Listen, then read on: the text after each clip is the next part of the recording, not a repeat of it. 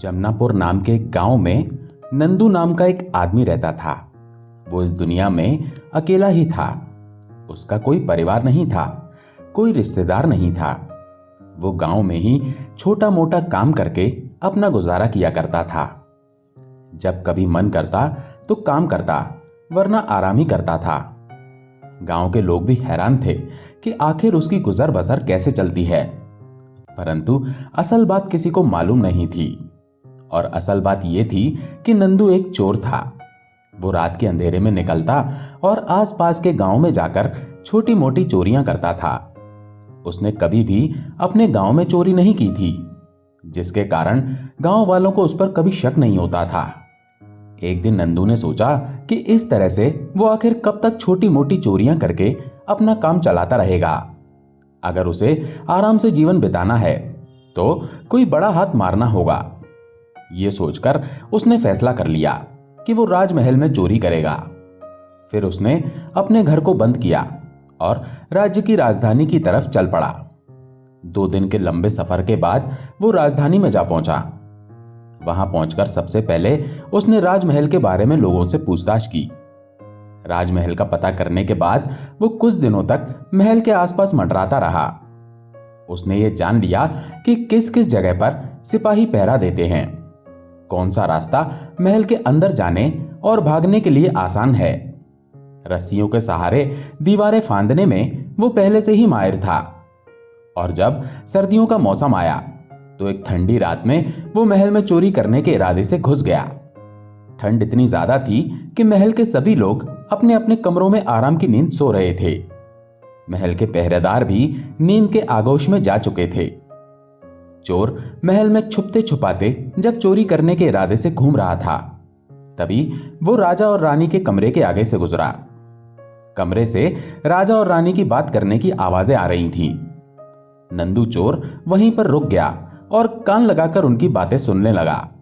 राजा अपनी पत्नी से कह रहा था कि हमारी एक ही बेटी है और मेरी इच्छा है कि मैं अपनी बेटी की शादी किसी राजघराने में नहीं, बल्कि ऐसे आदमी से करूं जो ईश्वर में विश्वास रखने वाला, नेक दिल और दयावान हो। वो हमेशा लोगों की भलाई के काम करता हो, जिसे इस दीन दुनिया की दौलत से कोई सरोकार ना हो। वो लोगों के दुख दर्द में शरीक होता हो और किसी को तकलीफ ना पहुंचाता हो। राजा अपनी पत्नी से ये सब बातें कर ही रहा था और दूसरी तरफ नंदू चोर कान लगाकर ये सब बातें सुन रहा था। इसी दौरान नंदू के दिमाग में एक विचार आया, क्यों ना मैं कोई ऐसा तरीका अपनाऊं कि राजा अपनी बेटी की शादी मुझसे कर दे। मैं ये सारी बातें जान ही चुका हूं कि राजा को अपने दामाद में क्या क्या खूबियां चाहिए। नंदू वहां से चोरी किए बिना ही निकल गया और अपने ठिकाने पर पहुंचकर एक योजना बनाने लगा। उसने सोचा, क्यों ना मैं रूप बदलकर एक बहरूपिया बन जाऊं और कुछ ऐसा वेश धारण करूं जिससे मुझे राजा की बेटी से शादी करने में आसानी रहे। कुछ ऐसा नाटक रचना होगा कि मैं राजा की सभी शर्तों पर खरा उतरूं और राजा खुद अपनी मर्जी से अपनी बेटी की शादी मुझसे करवा दे। इस तरह से इस चोरी चकारी की जिंदगी से मेरी जान छूट जाएगी और बाकी की जिंदगी मैं किसी राजा की तरह ऐशो आराम से गुजार सकूंगा। उस रात नंदू सो न सका। वो सारी रात योजना ही बनाता रहा कि किस तरह से वो राजा को धोखा देगा और राजा अपनी बेटी की शादी मुझसे कर देगा। अब राजा का कोई बेटा तो है नहीं, इस तरह से इस राज्य का राज भी मुझे मिल जाएगा। फिर नंदू चोर ने यह फैसला किया कि वो अब चोरी नहीं करेगा और एक ऐसे इंसान बनने का नाटक करेगा जो लोगों की भलाई करेगा। इस तरह का स्वांग करने के लिए मैं कहीं पर डेरा डाल देता हूं, तभी राजा अपनी बेटी की शादी मुझसे करेगा और मैं अपने मकसद में कामयाब हो जाऊंगा।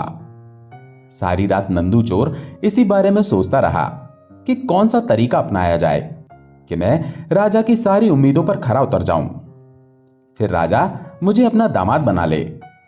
यही सोचते सोचते वो सपनों की दुनिया में चला गया। अगली सुबह नंदू चोर उठा और नगर के ही नजदीक एक जंगल में चला गया। अपनी योजना के अनुसार उसने वहां पर एक कुटिया बना ली जिसमें वो रहने लगा। नंदू चोर ने ऐसी जिंदगी इसलिए चुनी थी ताकि वो अपनी इच्छा को पूरा कर सके। अब वो वहीं पर रहने लगा वो अक्सर वहां पर भगवान का भजन किया करता। उस जंगल में आने वाले शिकारी या दूसरे लोग जब उस कुटिया में एक आदमी को भगवान का भजन करते हुए देखते तो उससे बड़े ही प्रभावित होते। वे लोग शहर जाकर उसकी बातें करते।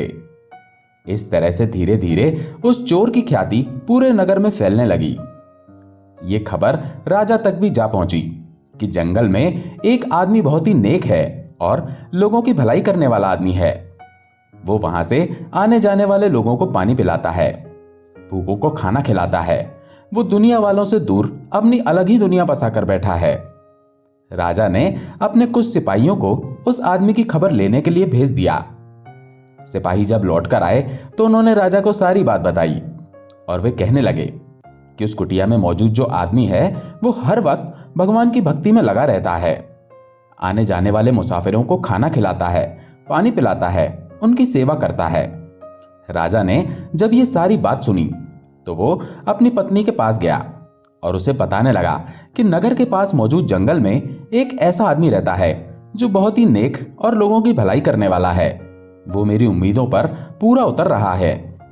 मुझे ऐसे ही आदमी की तलाश थी जिसे मैं अपना दामाद बना सकूं। रानी ने कहा, अगर ऐसा आदमी मिल ही गया है तो आप देर ना करें। कहीं ऐसा ना हो कि वो आदमी कहीं दूसरी जगह चला जाए। आप ये सुनहरा मौका हाथ से ना जाने दें। अपना संदेशा जल्द से जल्द उस आदमी तक पहुंचा दें। अगले दिन राजा ने अपने मंत्री को बुलाया।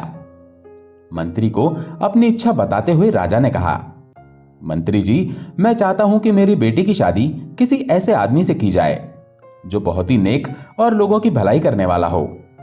वो ईश्वर की भक्ति करता हो, साथ ही लोगों की सेवा करने की भावना भी उसमें हो, क्योंकि मेरे बाद मेरे राज्य की प्रजा की सेवा भी वही करेगा। आप ईश्वर की कृपा देखिए कि मुझे एक ऐसा आदमी मिल गया है। वो नगर के बाहर जंगल में कुटिया बनाकर रहता है। मैं चाहता हूं कि तुम उसके पास जाओ और मेरी इच्छा उसके सामने प्रकट करो। राजा का आदेश पाकर मंत्री जंगल की तरफ रवाना हो गया। जब मंत्री जंगल में बनी हुई उस कुटिया में पहुंचा तो उसकी नजर नंदू चोर पर पड़ी। नंदू चोर उस समय भी भगवान के भजन और भक्ति में लगा हुआ था। मंत्री काफी देर तक उसे देखता रहा कि वो किस तरह से भगवान की भक्ति में लीन है। बहुत देर के बाद चोर ने मंत्री से वहां पर आने का कारण पूछा। मंत्री ने कहा, मैं आपके पास राजा का एक संदेश लेकर आया हूं। हमारे महाराज की एक बेटी है जिसकी शादी वो किसी ऐसे आदमी से करना चाहते हैं जो नेक हो, दूसरों की भलाई करने वाला हो और ईश्वर की भक्ति में विश्वास रखता हो। इसीलिए जब राजा ने आपके बारे में सुना तो मुझे आपके पास भेज दिया है ताकि आप राजा की बेटी से शादी कर लें। नंदू चोर ने जब यह सुना तो कुछ देर के लिए वो बिल्कुल चुप हो गया। असल बात तो यह थी कि चोर ने यह रूप इसलिए बना रखा था, वो दिन रात ईश्वर की भक्ति में इसलिए लगा था और दूसरों की भलाई और नेकी इसीलिए करता था ताकि उसकी इच्छा पूरी हो सके। और आज वो दिन आ ही गया था, क्योंकि राजा ने खुद अपनी बेटी की शादी उससे करवाने के लिए मंत्री जी को भेजा था। आज उसे राजा की सारी दौलत और आराम मिलने का दिन था, मगर वो राजा का संदेश सुनकर खुश नहीं हुआ। उसके दिल को राहत नहीं मिली। उसने मंत्री से कहा, जरा रुकिए मंत्री जी, अब मैं आपको अपनी असलियत बताना चाहता हूं। दरअसल बात यह है कि मैं एक चोर था। चोरी मेरा पेशा था। एक रात चोरी की नियत से मैं राजा के महल में गया था। तब मैंने राजा और रानी के बीच में होने वाली सारी बातचीत को सुन लिया था। इसके बाद मैंने ये योजना बनाई कि क्यों ना मैं चोरी का काम छोड़कर एक नेक दिल, ईश्वर की भक्ति करने वाला और लोगों की भलाई करने वाला इंसान बनने का नाटक करूं, ताकि राजा मुझे अपना दामाद बना लें और फिर मेरी जिंदगी ऐशो आराम से कट सके। बस मैं अपनी इसी इच्छा को पूरा करने के लिए इस जंगल में कुटिया बनाकर ईश्वर की भक्ति और लोगों की भलाई का काम करने लगा। आते जाते मुसाफिरों को खाना खिलाता, उन्हें पानी पिलाता, जिससे कि मेरे अच्छे काम के बारे में राजा को पता चल सके। मेरी ये सारी अच्छाइयां राजा के कानों तक पहुंचें और वो मुझे अपना दामाद बना लें। और देखिए, मैं अपनी योजना में सफल भी हो गया और आज आप राजा का संदेश लेकर मेरे पास आए हैं। यही मेरी मंशा भी थी, लेकिन अब आप जाकर महाराज को कह दो कि मुझे उनका संदेश मंजूर नहीं है। मैं उनकी बेटी से शादी नहीं कर सकता। मंत्री जी उसकी बात सुनकर बड़े आश्चर्यचकित हुए और कहने लगे, अब जब तुम्हारी इच्छा पूरी होने जा रही है तो तुम मना क्यों कर रहे हो? तब नंदू चोर ने कहा, मैंने यह सारा नाटक अपनी इच्छा को पूरा करने के लिए रचा था, लेकिन जब मैं दुनिया से दूर इस जंगल में ईश्वर की भक्ति करने में लग गया और लोगों की भलाई का काम करने में लगा, तब सचमुच मुझे इन सब में बहुत ही शांति का अनुभव होने लगा। मेरे मन को सुकून और आराम मिलने लगा। इसीलिए अब मैं दोबारा उस दुनिया के करीब नहीं जाना चाहता जो एक दिन नष्ट हो जाने वाली चीज है। एक दिन हम सभी से ये चीजें छिन जाएंगी। ऐसी दुनिया की इच्छा अब मुझे नहीं है। मुझे अब धन दौलत ऐशो आराम में कोई दिलचस्पी नहीं रही। मंत्री उसकी बात सुनकर वापस महल में पहुंच गया। उसने राजा को सारी बात बताई। राजा मंत्री की बात सुनकर बड़ा ही हैरान हुआ और साथ ही साथ वो उस चोर की सच्चाई और उसके व्यवहार से बड़ा ही प्रभावित हुआ। राजा कहने लगा, अगर वो चाहता तो अपनी असलियत छुपाकर मेरी बेटी से शादी करके राजा बन सकता था। मुझे भी इसी तरह के दामाद की इच्छा भी थी। अगले दिन राजा अपनी पत्नी के साथ जंगल में गया और वहां पर चोर की कुटिया में जा पहुंचा। कुटिया में पहुंचकर राजा ने कहा, तुमने जो मेरी बातें सुनी थी वो बिल्कुल सच्ची थी। तुम चोरी की नीयत से मेरे महल में आए, परंतु आज की सच्चाई यही है कि तुम सचमुच एक नेक, लोगों की भलाई और ईश्वर की भक्ति करने वाले इंसान बन चुके हो। मुझे ऐसे ही दामाद की तलाश थी। तुम अब इंकार मत करो और मेरी बेटी से शादी कर लो, क्योंकि ईश्वर की भी यही इच्छा है। इसीलिए तुम एक चोर से नेक इंसान बने हो। इस तरह से समझा बुझाकर राजा उसे लेकर महल में आ गया और फिर बड़ी ही धूमधाम से दोनों की शादी करवा दी गई। नंदू चोर अब पूरी तरह से बदल चुका था। वो राजमहल में आने के बाद भी भक्ति करता, लोगों की भलाई करता और सचमुच वो एक बहुत ही अच्छा राजा साबित हुआ, क्योंकि वो हमेशा अपनी प्रजा की भलाई के कार्यों में लगा रहता और प्रजा भी ऐसा दयालु और भला राजा पाकर बहुत ही खुश थी। उसने कई सालों तक उस राज्य पर राज किया। लाला परमानंद की गिनती शहर के जाने माने अमीरों में होती थी। बड़े सज्जन और धर्मात्मा आदमी थे लाला परमानंद। लाला परमानंद के पुरोहित थे पंडित जानकी राम। लाला जी के घर के सारे धार्मिक कामकाज जैसे पूजा पाठ, सत्यनारायण की पूजा, शादी ब्याह, सभी पुरोहित जानकी राम ही करते थे। पंडित जानकी राम की आर्थिक स्थिति अच्छी नहीं थी। निर्धनता के कारण उनका जीवन काफी कष्टमय था।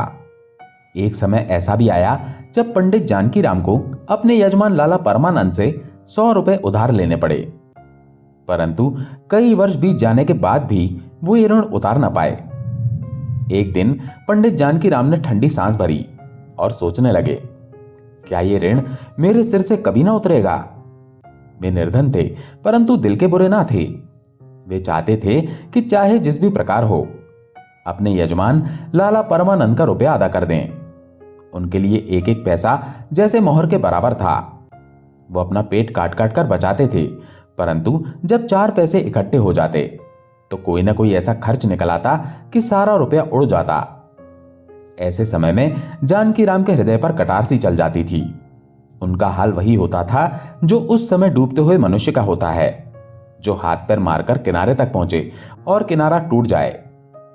ऐसे समय में उनकी दशा बहुत करुणाजनक और बहुत हृदय विदारक होती थी। वो अपनी किस्मत को गालियां देने लगते। इसी तरह से कई वर्ष बीत गए। जानकी राम ने पैसा पैसा बचाकर 80 रुपए जोड़ लिए। उन्हें लाला परमानंद को 100 रुपए देने थे। इन 80 रुपयों की रकम से ऋण उतारने का समय निकट प्रतीत हुआ, परंतु आशा ने धोखा दे दिया। एकाएक उनका छोटा बेटा बीमार हो गया और लगातार 4 महीने तक बीमार रहा। पैसा पैसा करके बचाए हुए रुपए दवा दारू में उड़ गए। पंडित जानकी राम ने सिर पीट लिया। अब चारों ओर फिर से अंधकार था। उसमें प्रकाश की हल्की सी किरण भी दिखाई ना देती थी। उन्होंने ठंडी सांस भरी और सोचने लगे, क्या ये ऋण कभी सिर से नहीं उतरेगा? दूसरी तरफ लाला परमानंद अपने पुरोहित की अवस्था अच्छी तरह से जानते थे और वो नहीं चाहते थे कि पंडित जी उन्हें कभी रुपए देने का भी प्रयत्न करें। उन्हें इस रकम की रत्ती भर भी परवाह नहीं थी। उनके लिए यह रकम बहुत ही मामूली सी थी, इसलिए उन्होंने कभी भी तगादा तक नहीं किया था, ना कभी जानकी राम से इस विषय में बात की थी। इस बात से वे इतना डरते थे मानो रुपए स्वयं उन्हीं को जानकी राम को देने हों। परंतु जानकी राम के हृदय में शांति ना थी। वो प्रायः सोचा करते कि ये कैसे भले मानस हैं जो अपनी रकम के बारे में मुझसे बात तक नहीं करते। खैर, ये कुछ नहीं करते सो ठीक है, परंतु इसका मतलब ये थोड़ी ही है कि मैं निश्चिंत हो जाऊं। उन्हें लाला परमानंद के सामने सिर उठाने का साहस न था। उन्हें ऋण के बोझ ने नीचे झुका दिया था। यदि लाला परमानंद ऐसी सज्जनता ना दिखाते और जानकी राम को बार बार तगादा करके तंग करते तो उन्हें ऐसा मानसिक कष्ट कभी ना होता। हम अत्याचार का सामना सिर उठाकर कर सकते हैं, परंतु बलमानसी के सामने आंखें नहीं उठती। एक दिन की बात है, लाला परमानंद किसी काम से पंडित जानकी राम के घर गए और उनकी अलमारी में से 100 बंगला, हिंदी, अंग्रेजी आदि भाषाओं की मासिक पत्रिकाएं देखकर बोले, ये क्या है? पंडित जानकी राम ने जवाब दिया, पुरानी पत्रिकाएं हैं। बड़े भाई को पढ़ने का चाव था, वे प्रायः मंगवाते रहते थे। जब तक जिंदा थे तो किसी को हाथ ना लगाने देते थे, परंतु अब इन्हें कीड़े खा रहे हैं। रद्दी में क्यों नहीं बेच देते? इनमें चित्र हैं, जब भी बच्चे रोने लगते हैं तो एक साथ निकालकर दे देता हूं, इससे उनके आंसू थम जाते हैं। लाला परमानंद ने आगे बढ़कर कहा, 2-4 पर्चे और तो दिखाओ। पंडित जानकी राम ने कुछ पर्चे और दिए। हर एक पर्चे में कई सुंदर सुंदर और रंगीन चित्र थे। लाला परमानंद कुछ देर तक उलट पुलट कर देखते रहे। सहसा उनके हृदय में एक विचार उठा। वो चौंक कर बोले, पंडित जी, कहिए, ये चित्र तो कला और सौंदर्य के अति उत्तम नमूने हैं। अगर किसी शौकीन आदमी को पसंद आ जाए तो 1000-2000 रुपए कमा लोगे। पंडित जानकी राम ने एक ठंडी सांस भरी और कहा, ऐसे भागे होते तो यूं धक्के ना खाता फिरता। लाला परमानंद बोले, एक काम करो। क्या? आज बैठकर इन पत्रिकाओं में जितनी अच्छी अच्छी तस्वीरें हैं उन सबको छांटकर अलग कर लो। बहुत अच्छा, जब ये कर लो तो मुझे बता देना। आप क्या करोगे? मैं इनका एल्बम बनवाऊंगा और तुम्हारी ओर से विज्ञापन दे दूंगा। संभव है यह विज्ञापन किसी अमीर और शौकीन आदमी के हाथ पड़ जाए और तुम 4 पैसे कमा सको। पंडित जानकी राम को यह आशा ना थी कि कोयले में हीरा मिल जाएगा। घोर निराशा ने आशा के द्वार चारों ओर से बंद कर दिए थे। वे उन अभागे मनुष्यों में से थे जो संसार में असफल और केवल असफल रहने के लिए ही उत्पन्न हुए थे। वे सोने को हाथ लगाते थे तो मिट्टी हो जाता था। उनकी ऐसी धारणा ही नहीं बल्कि पक्का विश्वास था कि यह प्रयत्न कभी सफल ना होगा। परंतु लाला परमानंद के कहने पर वो दिन भर बैठकर तस्वीरें छांटते रहे। इस काम में ना तो उनका मन था और ना ही लगन, परंतु लाला परमानंद की बात को वो टाल ना सकते थे। शाम को देखा 100-200 एक से एक बढ़िया चित्र इकट्ठे हो गए। उस समय इन चित्रों को देखकर वे उछल पड़े। उनके मुख पर आनंद की आभा नृत्य करने लगी। जैसे फेल हो जाने का विश्वास करके अपनी किस्मत पर रो चुके विद्यार्थी को पास होने का तार मिल गया हो। उस समय वो कैसा प्रसन्न होता है, चारों ओर कैसी विस्मित और प्रफुल्लित दृष्टि से देखता है। यही अवस्था पंडित जानकी राम की थी। वे उन चित्रों की ओर इस तरह से देखते थे मानो उनमें से प्रत्येक 10-10 का नोट हो। बच्चों को उधर देखने ना देते थे। वे सफलता के विचार से ऐसे प्रसन्न हो रहे थे जैसे सफलता प्राप्ति हो चुकी हो, यद्यपि वो अभी कोसों दूर थी। लाला परमानंद की आशा उनके मस्तिष्क में निश्चय का रूप धारण कर चुकी थी। वे उन चित्रों को लाला परमानंद के पास सौंप आए। लाला परमानंद ने चित्रों को एल्बम में लगवाया और कुछ उच्च कोटि के समाचार पत्रों में विज्ञापन दे दिया। अब पंडित जानकी राम हर समय डाकिये की प्रतीक्षा करते रहते थे। रोज सोचते थे कि आज कोई चिट्ठी आएगी। दिन बीत जाता और कोई उत्तर ना आता था। रात को वो निराश हो जाते, परंतु अगले दिन लाला परमानंद आकर उनको ढांढस बंधाते और उनकी आशा एक बार फिर से जाग उठती। वे नए दिन के साथ फिर से दरवाजे पर खड़े हो जाते। डाकिये का समय होता तो वो अपने दरवाजे पर इंतजार करते रहते। इस प्रकार 1 महीना बीत गया, परंतु कोई पत्र न आया। पंडित जानकीराम सर्वथा निराश हो गए, परंतु फिर भी कभी कभी सफलता का विचार आ ही जाता था। आखिर एक दिन जानकीराम के भाग्य जागे। कलकत्ता के एक मारवाड़ी सेठ ने पत्र लिखा कि एल्बम भेज दो, यदि पसंद आ गया तो खरीद लिया जाएगा। मूल्य की चिंता नहीं करना, चीज अच्छी होनी चाहिए। यह पत्र उस करवट के समान था जो सोया हुआ मनुष्य जागने से पहले बदलता है और उसके पश्चात उठकर बिस्तर पर बैठ जाता है। यह किसी पुरुष की करवट ना थी, किसी स्त्री की करवट ना थी, ये भाग्य की करवट थी। पंडित जानकीराम दौड़ते हुए लाला परमानंद के पास पहुंचे और उन्हें पत्र दिखाया और पूछा, क्या करूं, एल्बम भेज दूं? लाला परमानंद ने पत्र को अच्छी तरह से देखा और उत्तर दिया, रजिस्टर कराकर भेज दो, शौकीन आदमी है, खरीद लेगा। और मूल्य क्या बताऊं? लिख दो 1000 से कम पर सौदा ना होगा। जैसे लाला जी ने कहा, पंडित जी ने वैसा कर दिया। कुछ दिनों बाद उन्हें एक मनी ऑर्डर मिला। पंडित जानकीराम के हाथ पैर कांपने लगे, परंतु हाथों पैरों से अधिक उनका हृदय कांप रहा था। उन्होंने जल्दी से लिफाफा खोला और उछल पड़े। उसमें 100 के 10 नोट थे। पहले उनके भाग्य ने करवट ली थी, अब वो पूर्ण रूप से जाग गया था। तभी पंडित जानकीराम सोचने लगे, अगर 2000 लिखे होते तो शायद उतने ही मिलते। इस विचार ने उनकी प्रसन्नता किरकिरी कर दी। सायंकाल के समय वे लाला परमानंद के पास पहुंचे और 100 रुपए उनके सामने रख दिए और बोले, परमात्मा का धन्यवाद है कि मुझे इस भार से छुटकारा मिल गया। आपने जो दया और सज्जनता दिखाई, मैं उसके लिए मरने तक आपका आभारी रहूंगा। लाला परमानंद ने विस्मित होकर पूछा, पंडित जी, क्या सेठ ने एल्बम खरीद लिया? जी हां, नहीं तो मुझ निर्धन ब्राह्मण के पास ये रुपया कहां से आता जो आपका ऋण चुका सकूं। परमात्मा ने मेरी सुन ली। लाला जी बोले, मैं पहले भी कहना चाहता था, परंतु कहते हुए हिचकता था कि आपके हृदय को ठेस न पहुंचे। परंतु अब मुझे भय नहीं है, क्योंकि रुपया आपके हाथ में है। मेरा विचार यह है कि आप रुपयों को अपने पास रखें। मैं आपका यजमान हूं, मेरा धर्म है कि मैं आपकी सेवा करूं। पंडित जी की आंखों में आंसू आ गए। वे आंसू पोंछते हुए बोले, आप जैसे सज्जन संसार में बहुत कम हैं। परमात्मा आपको चिरंजीवी रखे। अब तो मैं ये रुपया ना लूंगा।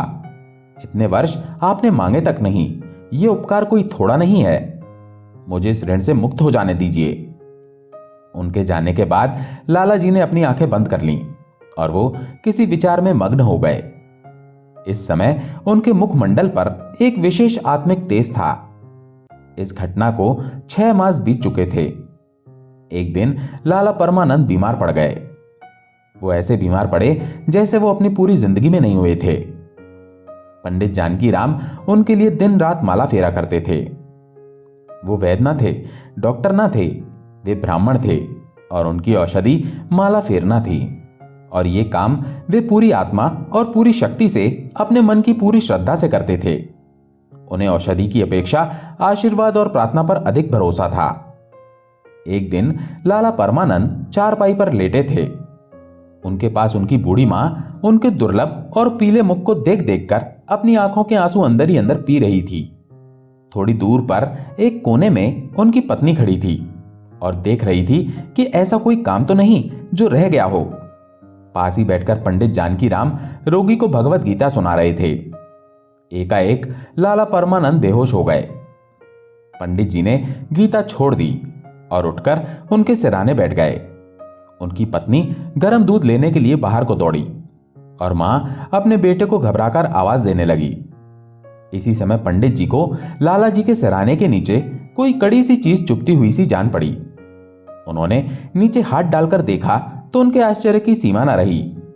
वो सख्त चीज वही एल्बम थी, जैसे किसी सेठ ने नहीं बल्कि स्वयं लाला परमानंद ने ही खरीद लिया था। पंडित जानकीराम इस विचार से बहुत ही प्रसन्न थे कि उन्होंने परमानंद का ऋण उतार दिया है, परंतु ये जानकर उनके हृदय पर चोट सी लगी कि ऋण उतरा नहीं था बल्कि पहले से कई गुना हो गया था। उन्होंने अपने बेसुध यजमान के पास बैठे बैठे एक ठंडी सांस भरी और सोचने लगे, क्या ये ऋण कभी नहीं उतरेगा? कुछ देर बाद लाला परमानंद को होश आया। उन्होंने पंडित जी से एल्बम छीन ली और कहा, यह एल्बम सेठ साहब से अब मैंने मंगवा लिया है। पंडित जी जानते थे कि यजमान जी झूठ बोल रहे हैं, परंतु वे उन्हें पहले की अपेक्षा अधिक सज्जन, अधिक उपकारी और अधिक ऊंचा समझने लगे थे। इस घटना के बाद से पंडित जी के हृदय में अपने यजमान के प्रति इज्जत, सम्मान पहले से भी कई गुना बढ़ गया था। दोस्तों, आशा है ये कहानी आपको पसंद आई होंगी। अगर पसंद आई हो तो वीडियो को लाइक करके चैनल को सब्सक्राइब जरूर कर लें। धन्यवाद।